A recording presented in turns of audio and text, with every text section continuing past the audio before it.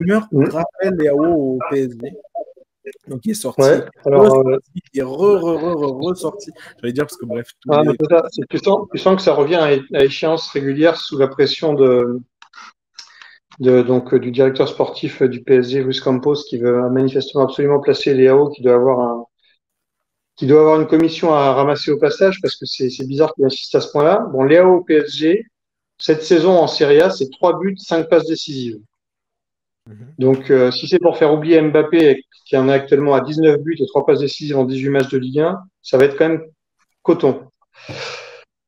Je pense que Léao au PSG, si c'est pour renforcer l'équipe, bien sûr, tu prends, mais si c'est pour être la nouvelle star de l'attaque du PSG, il a pas du tout le niveau, quoi. Je pense que c'est pas du tout le standing qu'il faut pour faire oublier Mbappé, parce que là, on se positionne potentiellement dans l'hypothèse d'un départ de Mbappé. Ok. Donc, à la rigueur, Osimhen, mais pas Léao. Enfin, je sais pas ce que vous en pensez, les gars. Moi, Léao, je vais donner mon avis avant de donner la parole à Greg. Juste, je pense que quoi qu'il arrive, on pourra en débattre pendant très longtemps. Mais je suis pas sûr qu'il y ait quelqu'un actuellement là dans le foot qui pourrait quoi qu'il arrive remplacer Mbappé en tout cas en termes de chiffres, etc. et d'apport. Enfin, en tout cas je veux dire de l'impact qu'il a global. Je pense qu'il y en a pas. Donc, je pense que ça passera par autre chose. Et je pense que du coup, le remplacer, entre guillemets, par Raphaël Leao, et donc le remplacer en tout cas numériquement par Raphaël Leao, enfin numériquement poste pour poste, quoi, entre guillemets, attaquant gauche, ce serait une très bonne idée, d'après moi, parce que il faut aller voir bien plus loin que les stats avec Raphaël Leao. C'est un joueur magnifique à avoir joué, déjà de 1, et puis c'est un déséquilibrateur, enfin, c'est un joueur monstrueux qui a besoin qui a besoin, enfin, qui a encore une fois, qui n'a pas encore passé le cap d'être enfin, pour moi, qui n'a pas encore passé le cap d'être dans les tout meilleurs ailiers du monde, mais qui s'en rapproche de plus en plus. Et encore une fois, c'est pas pour comparer un poste pour poste, enfin, c'est pas pour comparer vraiment le joueur en lui-même, c'est pas du tout le but. Mais quand Cristiano Ronaldo est parti du Real Madrid, ben, on ne l'a pas remplacé par un joueur qui marquait autant de buts que Cristiano Ronaldo parce que ça n'existait pas, ou qui avait le même apport. C'est Vinicius qui a pris ce poste-là. Et quand il a explosé, ben, c'était encore une fois pas les stats de Ronaldo, mais ça a amené le Real Madrid en finale de Ligue des Champions, enfin, à gagner la Ligue des Champions.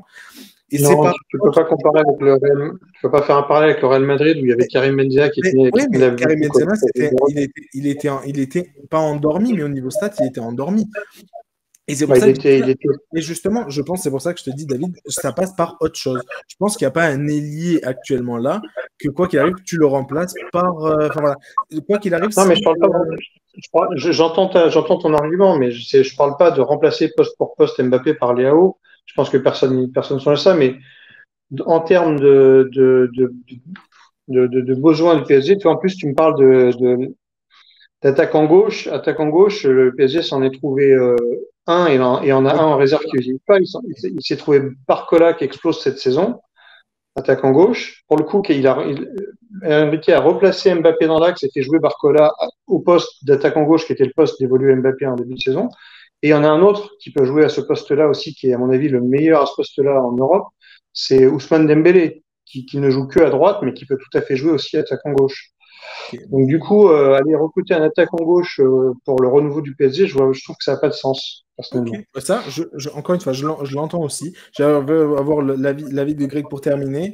Encore une fois, je pense que ce serait là, tu as Barcola, c'est vrai, à voir jusqu'où il peut y aller. Et du coup, si c'est Barcola ton attaquant gauche, je pense que c'est plus sur un attaquant de pointe. Et là, par contre, je te rejoins qu'il faut aller. C'est vrai que techniquement, si tu as vraiment un Barcola qui explose vraiment, vraiment, vraiment au plus haut niveau, venir lui mettre Léao dans les pattes ou voilà ou mettre les dents, c'est un peu bizarre comme choix, on va dire. C'est peut-être pas là-dessus qu'il faut, mais bon, bref, à voir si Barcola confirme vraiment sur le long terme. C'est un très jeune joueur encore, donc voilà, on verra. Ben, Greg, du coup, c'est quoi ton avis par rapport à cette rumeur-là?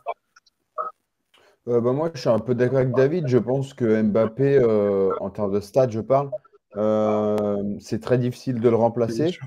Donc, je pense que quand il partira, moi, le PSG, Je pense enfin, en tout cas, si je devais un conseil à leur donner, je recruterais plutôt 2 joueurs, c'est-à-dire un bon joueur, un bon ailier, peut-être jeune, du style, je sais pas moi, un Rodrigo par exemple.